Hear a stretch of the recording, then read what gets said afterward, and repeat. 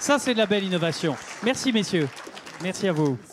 Et oui, transformer des containers, hein, c'était pas évident, et on y est arrivé. Plutôt original. Et plutôt original, voilà. Vous partagerez le trophée. Allez, messieurs. Et nous allons enfin terminer cette cérémonie par le trophée du professionnel de l'année. Qui n'est pas là pour le moment, eh bien, voilà. Et on va quand même lui remettre et puis on trouvera une solution pour lui rendre tout à l'heure. C'est un grand professionnel qui a été sélectionné parmi l'ensemble des nominés. Philippe, on pourra en dire un mot puisque vous étiez le président du jury et donc nous avons gardé, parmi l'ensemble des professionnels et nous avons posé la question aux électeurs en leur disant, parmi ces professionnels, quel est celui qui vous paraît être... C'est ça. Il faut que vous compreniez bien que dans les trophées qui viennent d'être délivrés, le jury proposait 4 noms. Oui. Et le choix du lectorat, un grand millier de personnes 2000 personnes. Le choix du lectorat se portait sur ces 4 noms. En revanche, sur le thème du professionnel de l'année, nous ne faisions aucune proposition et c'était donc un choix totalement libre. Ouais. Ce qui donne une valeur encore supplémentaire à ce trophée. Et je me suis donc chargé de vous dire que les lecteurs d'Imo Week ont élu comme professionnel de l'année.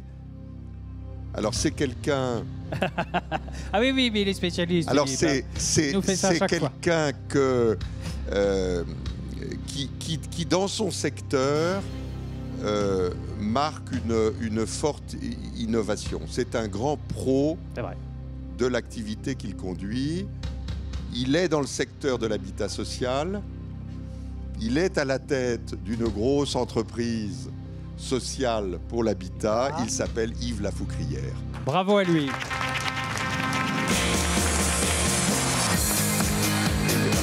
Et il n'est pas là, alors je vois Marc Nilo là-haut, mais bon, alors on va lui garder son trophée au chaud à Yves Lafoucrière parce qu'il va nous rejoindre de toute façon pour le déjeuner. On lui rendra hommage à cette occasion. Je pense que c'était un hommage qui a d'ailleurs été assez clairement édicté par les votants.